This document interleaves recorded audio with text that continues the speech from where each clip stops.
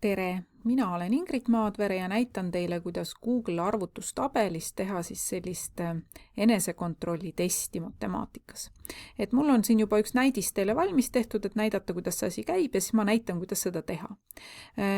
Nii, paneme siia kõigepealt talle nime ka, et on see arvutatabel meil siia üles, saame nime panna ja enter. Ja nüüd on nii, et tegelikult ta töötab nii, et mul on siis 2 + 5 ja mina pean siis siia kirjutama vastuse. Kui ma nüüd kirjutan õige vastuse, 7, siis ta ütleb õige. Nii 10 jagada 2, no proovime panna vale vastus, paneme 3, see talle ei sobi, ikka on proovi veel, paneme talle nüüd õige, 5 ja siis ütleb, et on õige. Ja all näete, ta siis arvutab kokku, et praegu mul on 2 õiget vastust ja 3 valet vastust. Nii et Excel võimaldab seda asja nagu väga mõnusalt teha, nii et seda me täna siis teha proovime. Ma võtan ette siit uue lehe ja hakkame siis siin kohe tööle. Et kõigepealt siis on meil vaja siis kirjutada need tehted, no teeme hästi lihtsalt, praegu näiteks 2 ja siis ma lähen siis tab-klahviga või hiirega järgmisse lahtrisse ja nüüd siis ma tahan siia panna plussmärki. Kuna Excel siin on valemitega hästi palju seotud, siis tasub kõigepealt teha siia üks tühik ja siis plussmärk, sest muidu ta hakkab mul kohe arvutama. Nii, nüüd jälle läheme tab-klahvi või siis hiirega järgmisesse, paneme siia 3.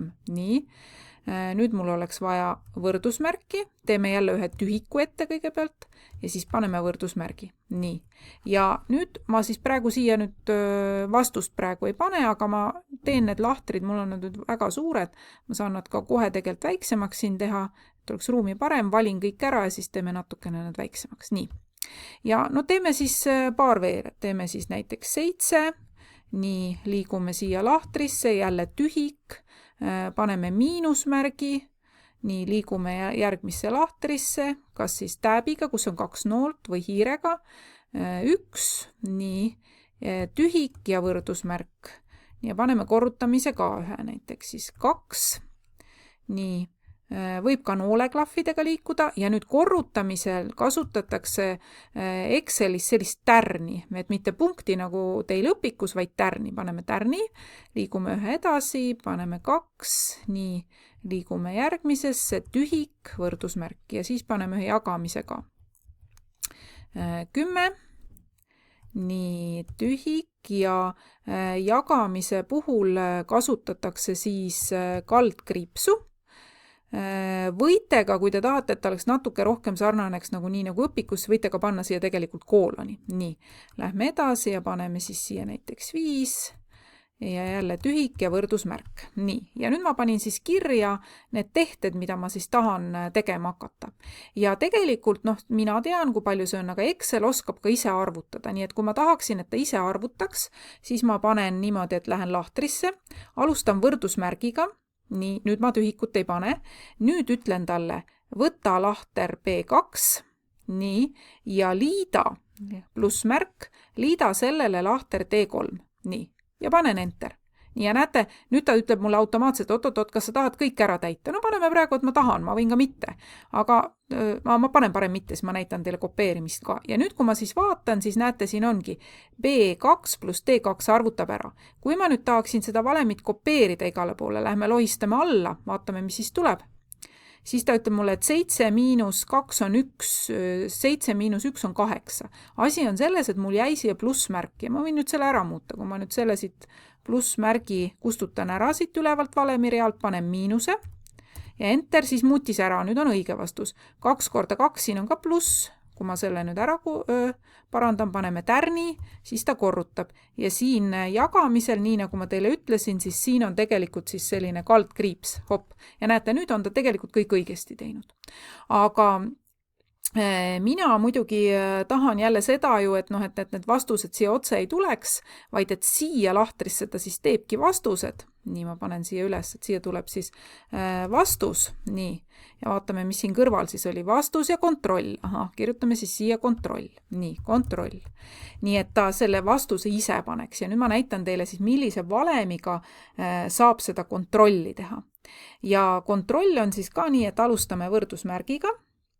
Ja nüüd siis kasutan sellist valemit nagu if. Kirjutan siia if sisse ja if tähendab kui. Nii, võtame siis selle if'i. Nüüd ma siis valin selle valemi välja, klõpsan tal korra peal ja nüüd mul siis tekkis see if ja nüüd siis sulud. Ja nüüd ma teen niimoodi. Kui nii selles vastuse lahtris F2, kui see, nüüd panen võrdusmärgi, võrdub 2, nüüd tuleb plussmärk 3, nii, kui selles on siis selline, kui ühesõnaga sinna on kirjutatud siis 2 + 3 vastus, siis paneme koma ja nüüd siis kasutame jutumärke. Siis kirjuta õige, nii jutumärgid lähevad kinni, koma ja nüüd siis see, kui järgmine on, kui seda ei ole, siis on proovi veel. Nii, jutumärgid ja valemi lõpetab nii Excelis kui ka Google arvutustabelis sulud, nii et nüüd paneme siia lõppu sulud ja vajutame Enter ja meil on olemas. Ja nüüd me võime proovida, kas valem töötab, eks ole. Kui ma lähen nüüd siia ja panen siia, kirjutan 5, näete, nüüd ta ütleb mulle, et vastus on õige, eks ole. Ja kui ma nüüd kirjutaksin siia, paneme näiteks 4, siis jätab proovi veel, eks ole. Ja nüüd see sama valem, ma ei pea seda kogu aeg uuesti kirjutama, vaid mäletate, on kopeerimine. Ma lohistan selle ülevalt alla. Nii, aga nüüd ma pean valemi üle kontrollima. Et ta tunneb ära need read, ta tunneb küll ära. Praegu ta ütleb mulle nii, et kui nüüd vaatame siit valemi realt, F3 võrdub B3 pluss D3, aga meil ei ole B3 pluss D3. Ma tahan siia miinust, paneme siia miinuse. Miinusmärgi, nii, siis on õige, muidu proovi veel ja vajutan Enter, siis ma kinnitasin ära. Sellel on mul vaja nüüd hoopis korrutamismärk panna, nii kustutame plussi ära, paneme tärni ja Enteriga kinnitan ära. Ja viimasel oli mul jagamine ja mäletate, jagamine oli Excelis selline kriips, mille saate sealt 7 juurest ja kinnitan ära.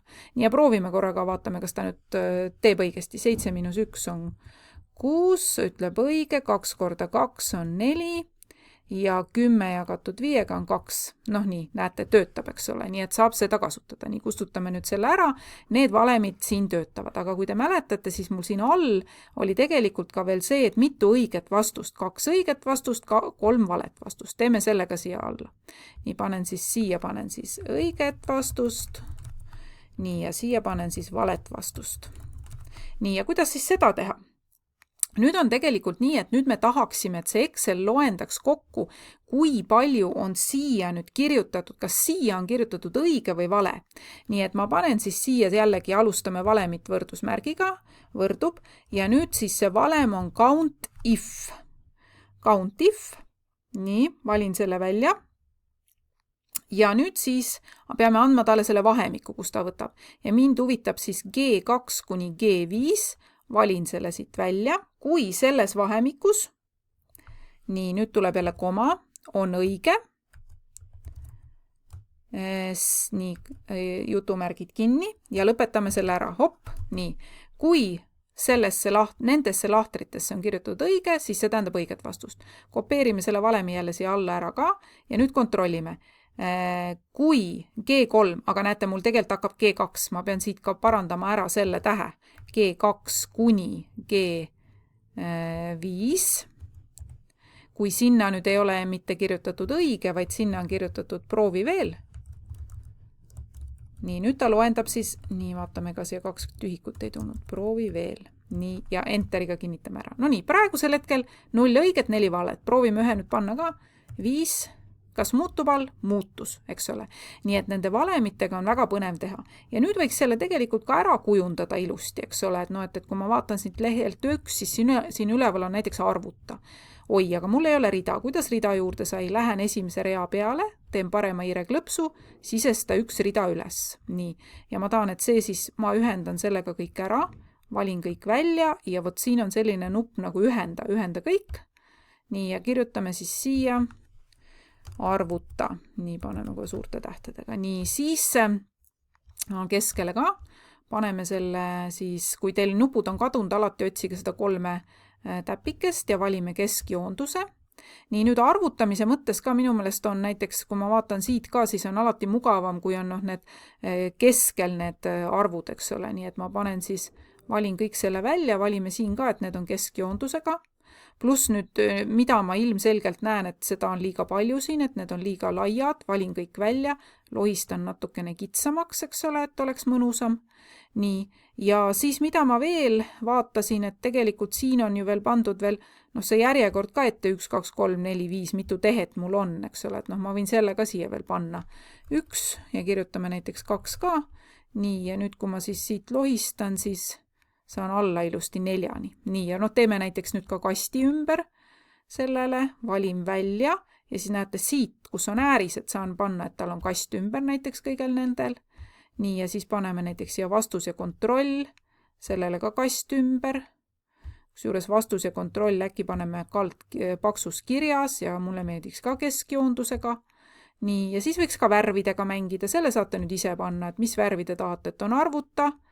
Nii, paneme see, et on kollane näiteks ja siis näiteks see ülejäänud siin on kas siis, ma ei tea, nüüd see on nüüd, selle panete ise nii, nagu teie tahate, roheline või vastuste osa on siin, ma ei tea, hoopis mingit teist värvi, eks ole, et on aru saada, kuhu kirjutada tuleb, eks ole, et saate selle kõik nagu ära mängida. Nii, aga proovige, minu meelest on väga põnev sellisel viisil kasutada Google arvutustabelit.